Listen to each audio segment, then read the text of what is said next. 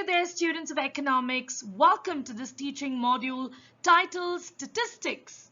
In this module, we will learn about statistics, what are its functions, what is its importance, and we will move on to learn the topic collection of data. In that, we will learn about what is primary data and secondary data. So are you ready to learn something today? Well, let's begin then.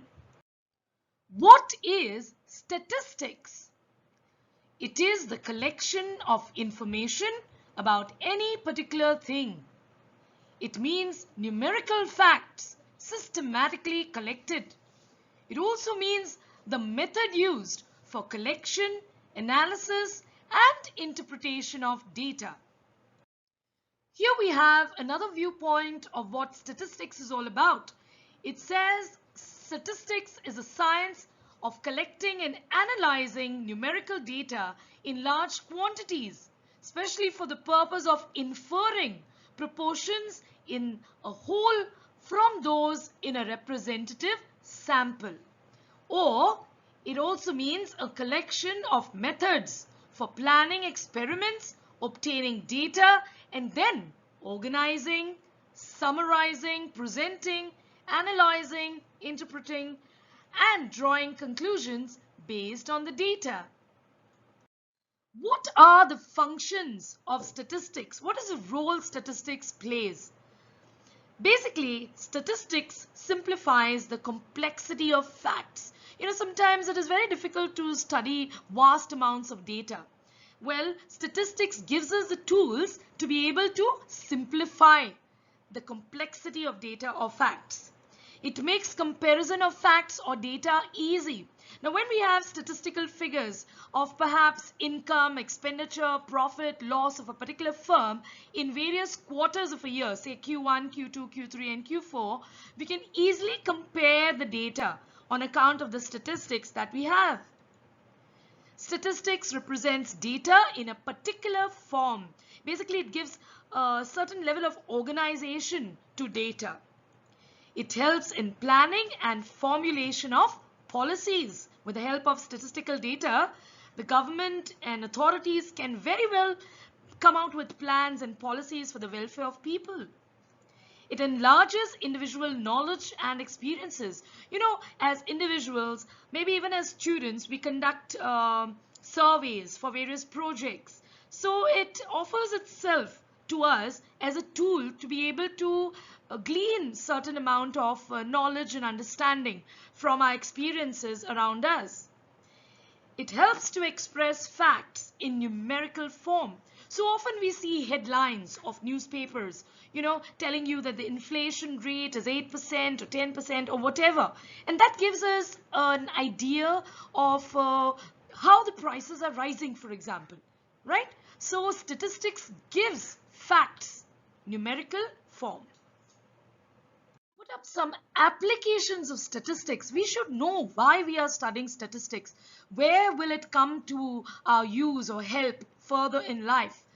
All right, so we need to know that. Now, statistics can help in the field of education. So where teaching is concerned, in the teaching field, assessment, testing, test scores, grading, all use the help of statistics. You know that weather forecasting also uses the help of statistics, so we can forecast what will be or predict what will be the rainfall, for example. And this knowledge is very important, necessary for agriculturists and even those who are dealing with disaster management. So also it helps in the area of health. It helps in psychology, uses the tools of statistics, genetics uses, and even to predict a disease or come about with some solution, we use the help of statistics. Definitely statistics helps the politicians where their political campaigns are concerned. It helps in quality control and testing the quality of goods that are to be sold in the market. The stock market is forever using the tools of statistics to analyze what could be the price in the future and how people could invest in stocks and shares or bonds or debentures or commodities or even the gold market for that matter. Statistics helps business and industry, where business firms like to have data about their employees. They study the prices, the products, the revenue, profit, consumer behavior, and then accordingly they'll plan their production and so on. Statistics also helps in the area of banking, insurance, administration, and definitely statistics is a very important tool in the hands of the government, which gives them the idea of what is the state of the economy. Various figures indicate to the government which areas need attention, where we need to frame policies, where changes are to be implemented, and so on. Now we know that when we're talking about statistics, basically statisticians, mathematicians, economists are playing with a lot of data. What is data? Now, a lot of words come to our mind when we think of the word data, and here they are. Some of the words are listed here. They are quantities. Data could indicate quantities. Maybe we are talking about weight in kgs, or height in centimeters, rainfall in centimeters. Any other quantities can also be considered here, like say for example profit of a firm, income of a firm, wages or salaries of employees, expenditures, profits, revenue, and so on. Data could also mean information that could be qualitative or quantitative in terms of numbers. Data could be represented in the form of graphs. We can subject data to measurement. Data represents our observations.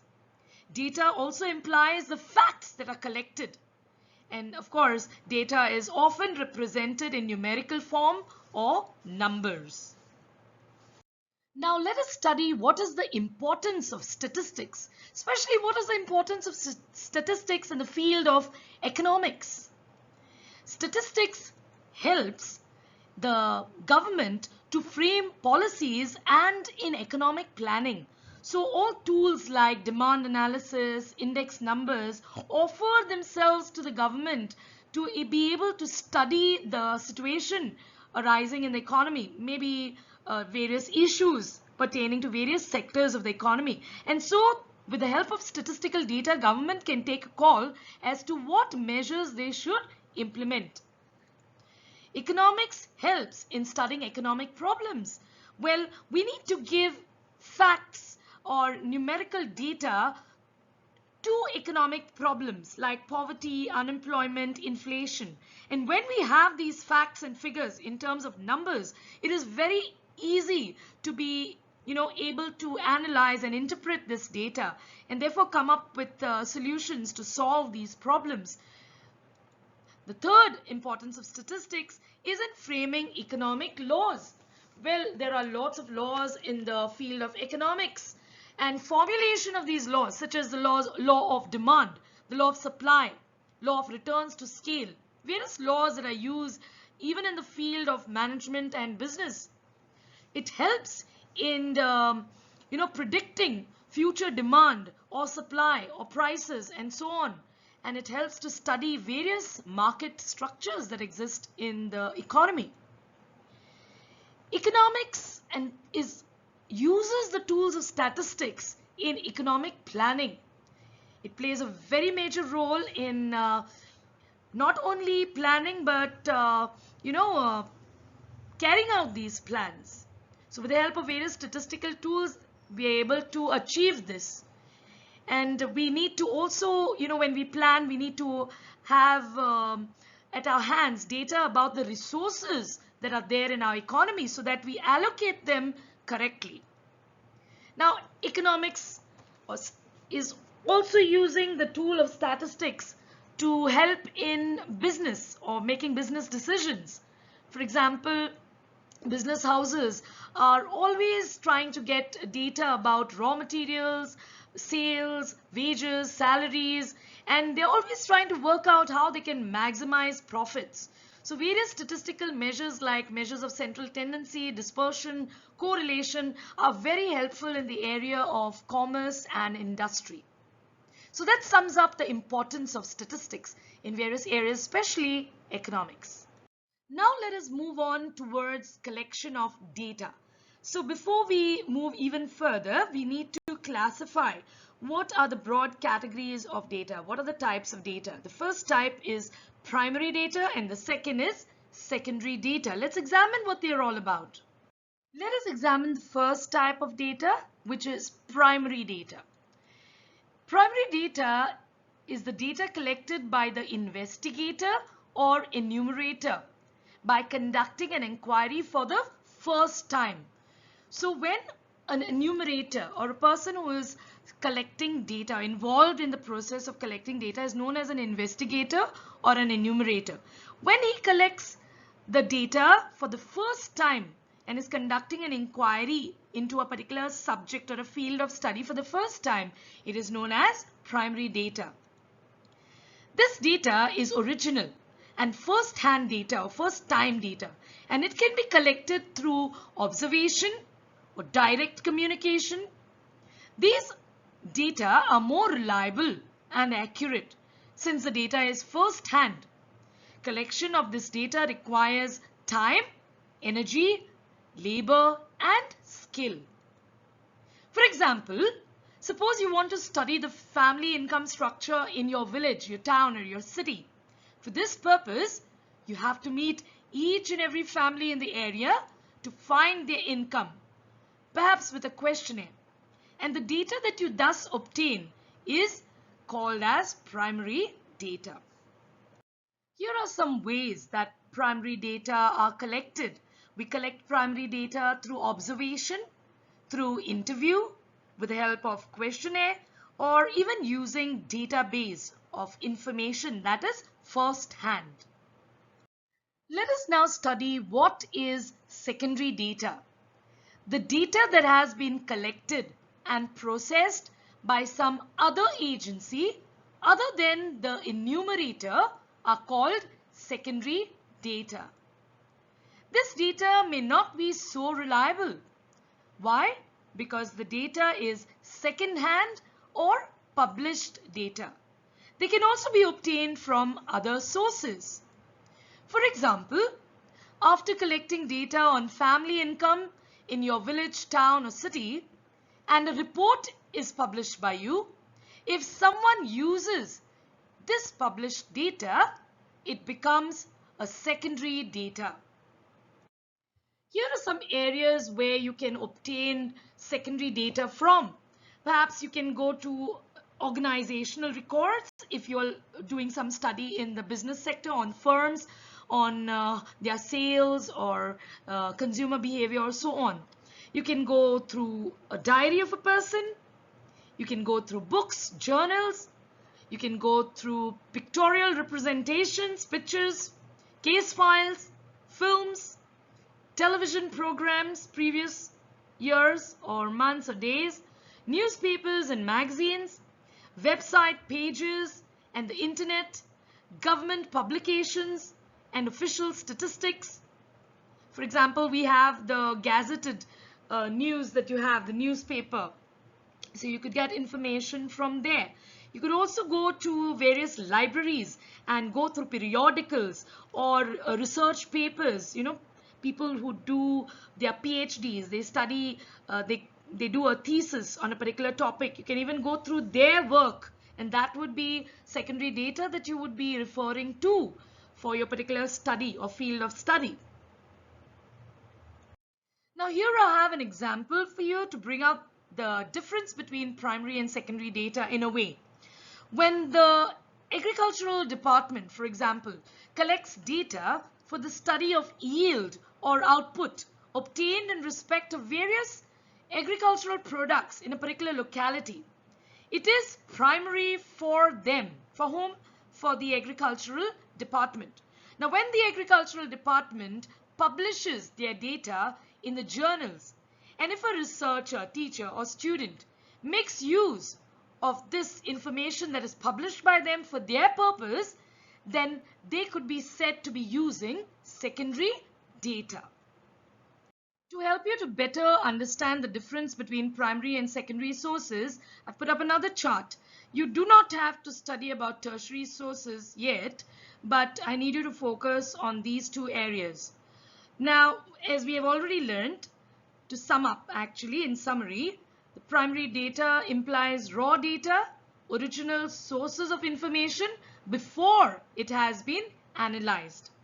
Whereas secondary data, the sources that analyze or interpret data. They do not offer new evidence because they already published data, or data that has already been subjected to some analysis or interpretation.